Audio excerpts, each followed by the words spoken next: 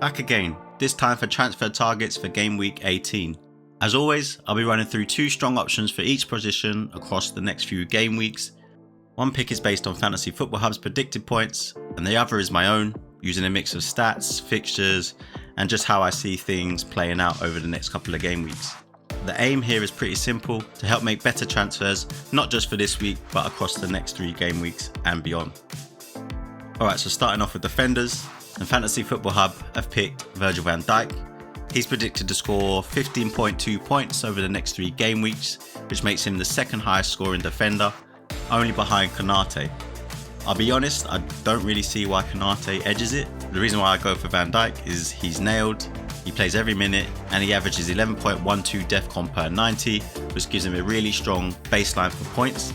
He hasn't scored yet in the league, but historically he's probably Liverpool's biggest set piece threat, so you expect those attacking returns to come at some point. The points per 90 is only 3.76. It doesn't exactly give you confidence, but I would say that's very much influenced by Liverpool's slow start to the season. Since dropping Salah, they have seen a bit more defensively solid. They've played the last 3 games, including in the Champions League against Inter Milan away from home. They've only conceded 1 goal, and that was against Spurs in game week 17. So they are looking stronger defensively, and looking ahead, they've got home fixtures against Wolves and Leeds, and then they've got Fulham away, another team that doesn't really have great attacking threat. And if you zoom out slightly further, they also face Burnley in game week 21. So that's 4 teams from the bottom 6 over the next 5 game weeks, which for me is a big reason why I've doubled up on Liverpool myself, and I'll come back to that shortly. But my pick is going to be Michael Keane. I already own Van Dijk, and since I got rid of Tarkowski, I'm definitely looking at Michael Keane. I'll be honest, it was tough moving from Tarkowski. Everton surprised me a lot. They got a lot of unexpected clean sheets. Tarkowski got bonus points and defcon. So yeah, he was a real differential for me over the last couple of weeks, and it was tough to get rid of him. But at 5.5 million, he was just too expensive for me, and I needed to make some changes elsewhere. But it was always part of my plan to bring back another Everton defender for the Burnley fixture that's coming up. And then over the next 7 game weeks, Everton actually have the best fixture run in the league according to the fixture ticker. They play Burnley, Brentford, Wolves and Leeds, all at home. As I said, owning Tarkowski earlier on in the season worked out surprisingly well for me, so I'm hoping Keane can offer something similar. If you look at a player like Pickford, who's been such a reliable FPL asset over the years, he's currently the 3rd highest scoring keeper in the game, so it just goes to show how well Everton are doing defensively.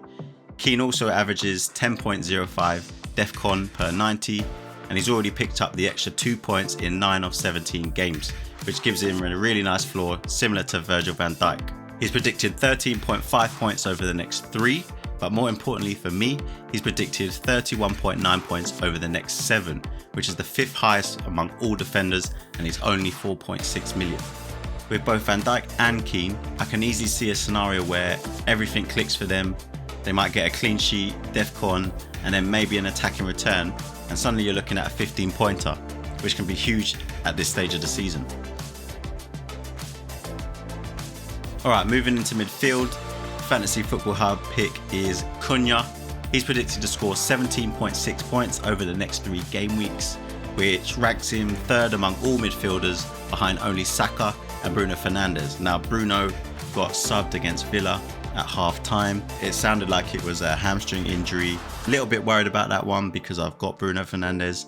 Amarin, I believe, has said that he won't play the Newcastle game, but Bruno is somebody who very rarely unavailable. I would expect him to come back maybe after the Newcastle game. He's just one of those players that keeps playing. I'll be surprised if I have to get rid of him. I'm potentially probably going to keep him in the hope that it lasts just 1 game week. If you don't want to keep Bruno Fernandes, then this first pick, Cunha, could be an easy replacement. He's cheaper, and he's going to be the talisman for Man United, considering Bruno's not there. He's predicted to score 17.6 points over the next 3 game weeks, which ranks him 3rd among all midfielders, behind only Saka and Bruno Fernandes, who recently got injured, so it'd probably make him 2nd now. So it makes Cunha even more of a better pick, considering Bruno's injured. He scored 2 goals and assisted in his last 2 matches, and it's starting to feel like he's starting to settle at United. With Mbeumo and Diallo heading off to AFCON, and now Fernandes getting injured, it feels like the perfect moment for Cunha to probably step up and take on the responsibility like he did for Wolves. His underlying numbers are okay: 0.29 expected goal involvement, 0.29 big chances, and 0.14 big chances created per game. His ownership is just 4.4%. I expect that to rise over the next couple of game weeks considering the fixtures. He's got Wolves, Leeds and Burnley in game weeks 19, 20 and 21. And like I said, I'd be surprised if Cunha's ownership doesn't rise quickly once that run starts. Personally, I'm targeting him for game week 19, most likely moving on from Semenyo once Bournemouth's fixtures turn.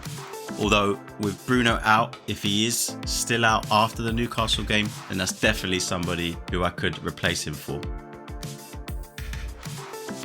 Now on to my next pick, and it's Declan Rice. Declan Rice I've already transferred in, Saka's been moved on, and Declan Rice has come in. Like I said, I'm planning to move to Cunha in game week 19, but I've also brought in another Liverpool player who's slightly more expensive, so naturally something had to give in midfield, and it was Saka for Rice. At 10.3 million, I don't think Saka is offering the same value right now. That feeling was reinforced when he didn't take the penalty against Everton in game week 17. If penalties are now being shared with Gyökeres and he doesn't have any fixtures you'd realistically captain him in over the next 6 game weeks, then you do have to question what you're paying for. Rice on the other hand is 3 million cheaper. He's on corners, he takes free kicks, whether they're deliveries into the box or shots from outside the box, and he's already got 2 goals and 6 assists already this season.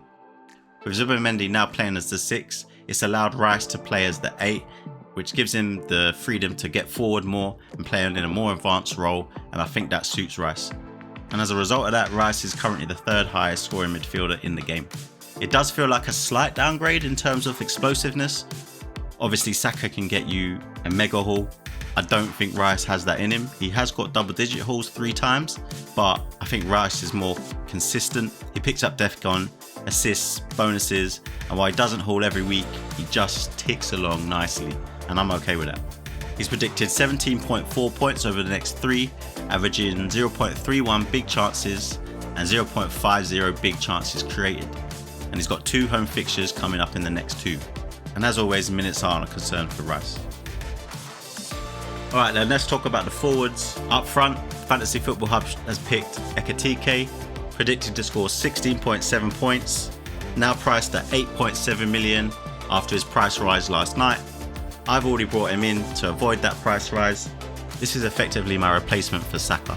Once Isak went off with that injury, Ekitike for me, he became a real good option. I believe if he didn't have to compete with Isak, I'd generally say he's the best forward in the game outside of Haaland, and I'd probably own him for most of the season because he's playing up top for Liverpool. Now, with Isak injured and fixtures really improving for Liverpool, this feels like the best window all season to own Ekitike.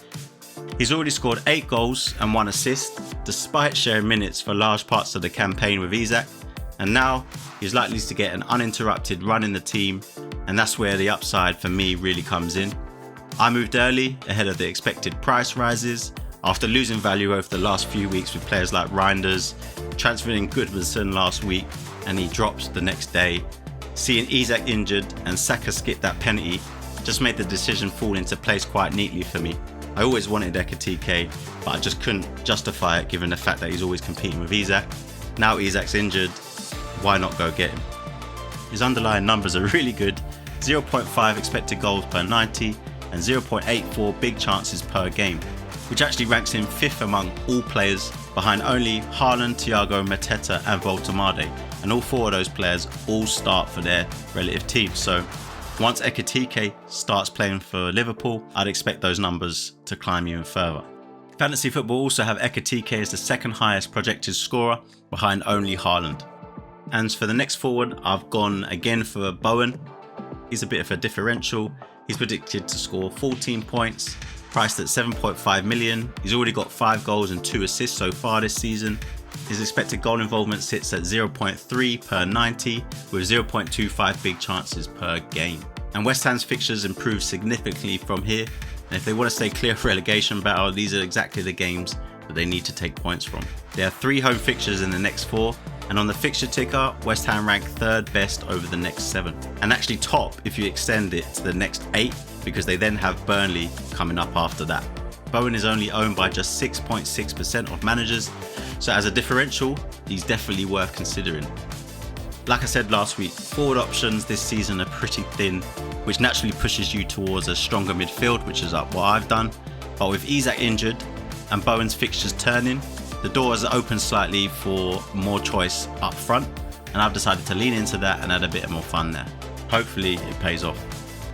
And that's my transfer targets for the next 3 game weeks. And as I said, I've transferred out Saka, got in Rice, and I've transferred out Thiago and got in Ekitike. Let me know what you think of the picks, and if there's anyone you think I've missed, drop it in the comments below. I'll be sure to check them out and reply. If this video helps, don't forget to like and subscribe so you don't miss upcoming FPL content. Fantasy Focus, along with my team selection, transfers and captaincy, will be uploaded later this week. Let's smash game week 18. As always, green arrows and enjoy the football. Thanks for watching.